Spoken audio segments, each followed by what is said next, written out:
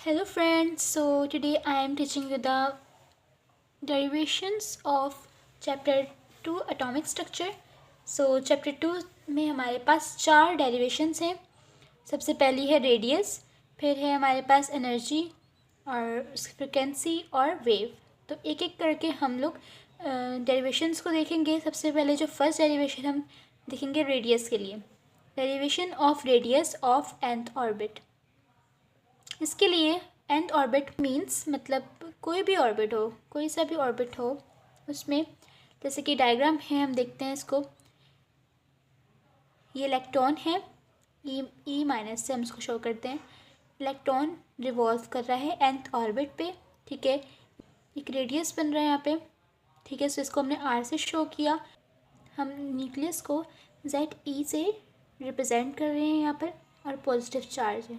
ठीक है, ये वेलोसिटी जो कि टेंजेंट प्रोड्यूस कर रही है. हमारे पास इस इलेक्ट्रॉन पर जो है, जो कि सर्कुलर पाथ में रिवॉल्व कर रहा है, दो फोर्स जो हैं एक्ट कर रही हैं. एक है सेंट्रीपिटल फोर्स और दूसरी है सेंट्रीफ्यूगल फोर्स. हम सेंट्रीपिटल फोर्स को सेंट्रीफ्यूगल फोर्स के इक्वल कर देंगे. सेंट्रीपिटल फोर्स का जो फॉर्मूला है वो है z e square upon 4 pi naught r का स्क्वायर, और सेंट्रीफ्यूगल फोर्स का जो फॉर्मूला है m v square upon r. तो अब हमने क्या किया, हमने इस r को इस r से कैंसिल कर दिया. ठीक है, तो इसका एक r कैंसिल हो गया, एक यहीं पर ही है.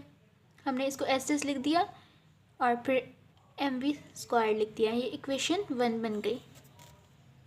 अब हम एक और चीज़ सपोज करेंगे for stationery orbit. Stationery orbit के लिए जो हमारे पास फॉर्मूला होता है वो होता है m v r is equal to n h upon 2 pi. ये वैल्यूज़ हमें याद होनी चाहिए. हमें वेलोसिटी, हम v को अलग कर देंगे, nh लिखा, 2 पाई लिखा, एम आर डिवाइड में आ गया. उसके बाद हमने क्या किया, put value of v in equation 1. ये इक्वेशन 1 थी, इसमें हम v की जगह हम v की वैल्यू जो हमने भी निकाली है, फाइंड की है, वो हम पुट कर देंगे. सो हमने लिखा z square upon 4 pi e naught r is equal to m, और v की जगह आ जाएगा n h upon 2 pi m r. और इक्वेशन 1 में स्क्वायर था तो हमने स्क्वायर एज ऐसे लिख दिया.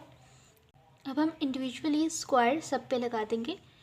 हमने लिखा m मल्टीप्लाई n के ऊपर स्क्वायर, h पे स्क्वायर, 2 का स्क्वायर क्या था, 2 2 4, 4 लिखा, पाई का स्क्वायर, m का स्क्वायर और r का स्क्वायर. अब हम कैंसलिंग करेंगे. 4 से 4 कैंसिल किया, पाई से एक पाई कैंसिल हो गया, के m से m कैंसिल हो गया, और r से कैंसलिंग करने के बाद हम लिखेंगे जेड ई स्क्वायर, यहाँ पे ई नोट बचा वो लिख दिया, is equal to n square h square, एक पाई और एम और एक आर.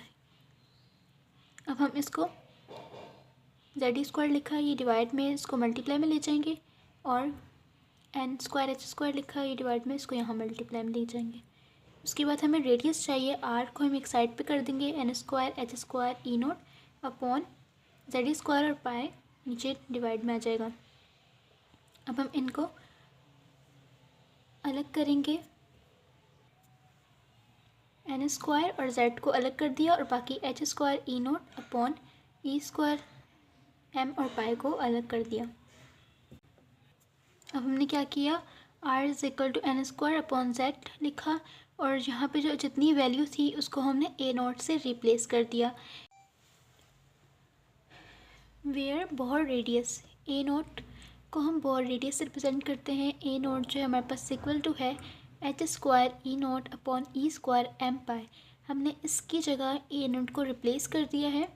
अब हम इन सब की वैल्यूज पुट करके, कांस्टेंट वैल्यूज़ हैं इन सब की, एच की, ई नोट की, वो वैल्यूज पुट करके इनको डिवाइड करेंगे कैलकुलेटर में. अब हम इन सब की वैल्यूज पुट करेंगे कैलकुलेटर में. 8.854 एक्सपोनेंट -12 मल्टीप्लाई बाय 6.626 एक्सपोनेंट -34 का square divided by 3.142 multiply by 9.11 exponent minus 31 multiply by 1.602 exponent minus 19 का स्क्वायर। तो हमारे पास ए नोट की वैल्यू आई 5.29 एक्सपोनेंट माइनस 11। सो हमने वैल्यू लिखी। अब हमने क्या किया, हमने -10 -11 की जगह -10 करना है, तो हम पॉइंट इधर शिफ्ट हो जाएगा तो 0.529 एक्सपोनेंट -10 मीटर हो जाएगा। 10 की पावर -10 मीटर 1 एम्फेयर के बराबर होता है। तो हम क्या करेंगे, इस वैल्यू की जगह हम एम्फेयर लिख देंगे। ए नोट की हमारे पास वैल्यू आ गई। अब हमारे पास जो इक्वेशन 2 है उसमें हम ए नोट की वैल्यू पुट कर देंगे। Now equation 2 becomes R is equal to n square upon z multiply by 0.529 ampere. हमारे पास वैल्यू आई थी वो हमने लिख दी। अब हम क्या करेंगे, फॉर हाइड्रोजन एटॉमिक नंबर क्या होता है 1, तो z की जगह 1 लिख देंगे और बाकी सारी ऐसी वैल्यूज आ जाएंगी। 1 की कोई भी वैल्यू नहीं होती तो हम n स्क्वायर मल्टीप्लाई बाय 0.529 एम्फेयर लिख दिया। सो यहाँ तक हमारे पास रेडियस हमें फाइंड हो गया। So radius of nth orbit की डेरिवेशन कंप्लीट हो चुकी है। So that's it for today. So if you have any curies so let me know in the comment.